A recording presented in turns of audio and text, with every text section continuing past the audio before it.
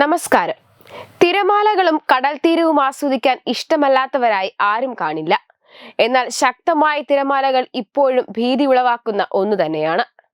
ലോകമെമ്പാടും പ്രകൃതിക്ഷോഭങ്ങൾ പലതരത്തിലാണ് പ്രകടമാകുന്നത്. ചില ശക്തമായ തിരമാലകൾ അത്തരം പ്രകൃതിക്ഷോഭങ്ങളുടെ അടയാളമാണ്. കടലിലെ താപനില ഉയരുന്നതാണ് പ്രകൃതിക്ഷോഭങ്ങൾ കൂടാൻ കാരണമായി ഗവേഷകർ ചൂണ്ടിക്കാട്ടുന്നത്.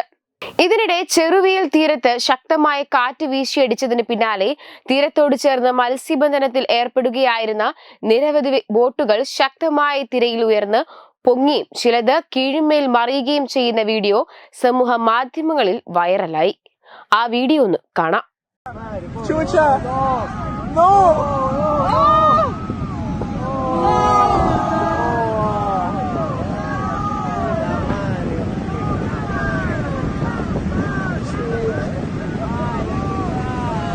La mierda, se los llevó a todos. Mira eso. ¡Oh! Mira los botes a contra el muelle. ¡Oh! ¡Puta madre! ¡Asu! ¡Oh! ¡No! Pobrecitos los pescadores, huevón. ¡Puta madre!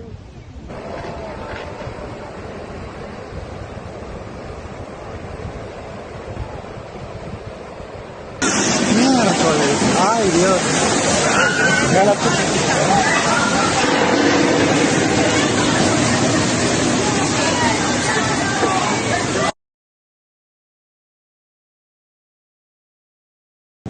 അപകടത്തിൽ ഒരു മത്സ്യബന്ധന തൊഴിലാളി മരിച്ചു. ഈ സമയം 180 പേർ തീരത്ത് മത്സ്യബന്ധനത്തിലായിരുന്നെന്ന് പ്രാദേശിക റേഡിയോ റിപ്പോർട്ട് ചെയ്തു. ഇക്വഡോർ തീരത്തും സമാനമായ അവസ്ഥയായിരുന്നുവെന്ന് റിപ്പോർട്ടുകൾ പറയുന്നു. ചെറുവിന്റെ വടക്ക് കിഴക്കൻ തീരമായ ഇൽന്യൂറോയിൽ ശക്തമായ കാറ്റ് വീശി. ഇതിന് പിന്നാലെയാണ് 13 അടി ഉയരത്തിൽ കൂറ്റൻ തിരമാലകൾ ഉയർന്നത്. തീരത്തു നിന്ന് പകർത്തിയ ശക്തമായ തിരമാലകളുടെ വീഡിയോ സമൂഹ മാധ്യമങ്ങളിൽ വൈറലായി. വീഡിയോയിൽ തീരത്തോട് ചേർന്ന് മത്സ്യബന്ധനത്തിൽ ഏർപ്പെടുന്ന 100 കണക്കിന് ബോട്ടുകൾ കാണാം. ഇവ ശക്തമായ തിരമാലയിൽ കീഴ്മേൽ മറിയുമ്പോൾ മത്സ്യബന്ധന തൊഴിലാളികൾ കടലിലേക്ക് ചാടുന്നതും കാണാം. തിരമാല ഉയർന്നു വരുന്നതിന് അനുസരിച്ച് ഓരോ നിലയിലുള്ള വള്ളങ്ങളും തിരയോടൊപ്പം എടുത്ത് ഉയർത്തപ്പെടുന്നു. ചില ബോട്ടുകൾ കീഴ്മേൽ മറിയുന്നു. ഈ സമയം ബോട്ടുകളിൽ നിന്നും മത്സ്യബന്ധന തൊഴിലാളികൾ കടലിലേക്ക് രക്ഷപ്പെടാൻ ചാടുന്നതും വീഡിയോയിൽ കാണാം.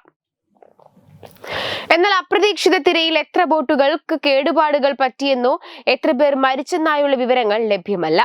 അമേരിക്കൻ തീരത്ത് സമുദ്ര ഉപരിതലത്തിൽ വീശിയടിച്ച കാറ്റാണ് തിരമാലകൾക്ക് കാരണമെന്ന് ചെറുവിയൽ നാവികസേന അറിയിച്ചു. നിരവധി ബോട്ടുകൾക്ക് അപകടത്തിൽ കേടുപാടുകളും സംഭവിച്ചു. വെബ് ഡെസ്ക് തത്തുമൈ TV.